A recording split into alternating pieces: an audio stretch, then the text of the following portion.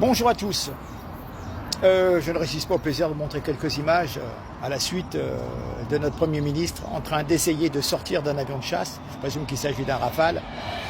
Mais le futur Tom Cruise, c'est pas tout à fait ça. Si on compte sur lui pour partir en guerre contre la Russie, c'est compliqué. Bon, trêve de plaisanterie. Je vais à la suite mettre quelques extraits un extrait de Montebourg, l'un des rares socialistes qui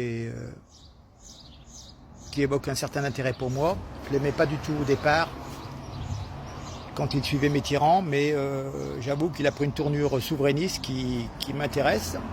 Et je vais vous dire ce qui se passe, c'est que depuis 2014, 1570 entreprises françaises ont été rachetées par des groupes américains, pour un montant total dépassant 130 milliards de dollars.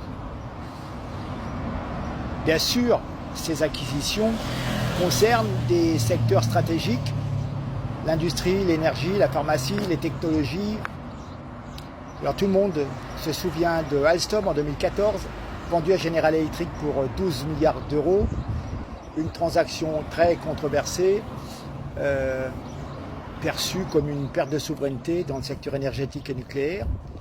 Technip, le fleuron de l'industrie, l'ingénierie pétrolière, absorbée par l'américain FMC Technologies, ce qui a réduit l'influence française dans le secteur pétrolier. Doliprane, récemment, c'était détenu par Sanofi, et des intérêts étrangers ont pris son contrôle, intérêts américains bien entendu.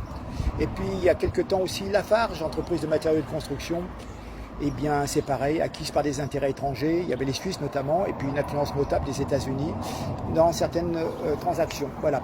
Donc un pillage des fleurons industriels français, facilité par des politiques économiques jugées très et trop libérales sous la présidence d'Emmanuel Macron. Bien entendu, depuis son passage au ministère de l'économie en 2014. Et c'est lui déjà qui a grandement facilité la vente d'Alstom.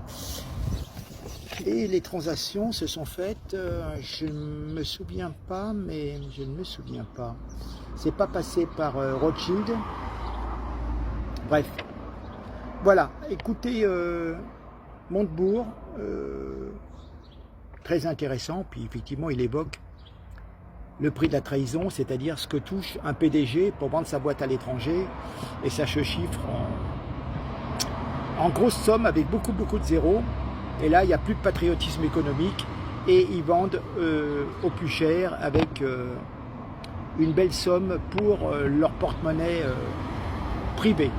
Écoutez, d'abord un petit coup d'œil à notre Premier ministre, et ensuite Montebourg, et vous verrez, ça vous confortera dans l'idée qu'il faut tout faire pour virer toutes ces équipes qui vendent notre pays à la découpe, toutes nos entreprises. Voilà, écoutez bien.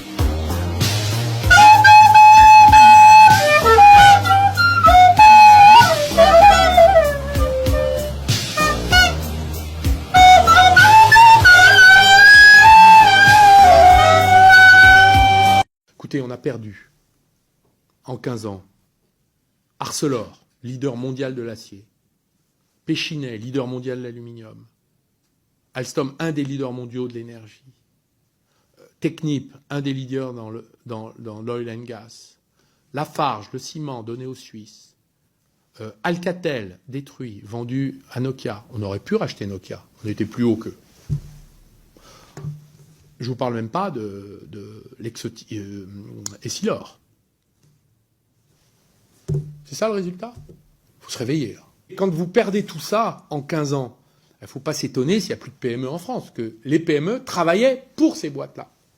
Mais tous les dirigeants, là, je vais dire aussi un mot, parce qu'on accuse les gouvernements, mais les présidents de ces boîtes-là, est-ce que vous connaissez le tarif de la trahison de la France? C'est entre 10 et 15 millions. M. Cron a touché, je crois, 13. M. Lafont, 15. M. Combe, 13. Voilà. C'est le prix de la trahison de la France. C'est pas cher, hein.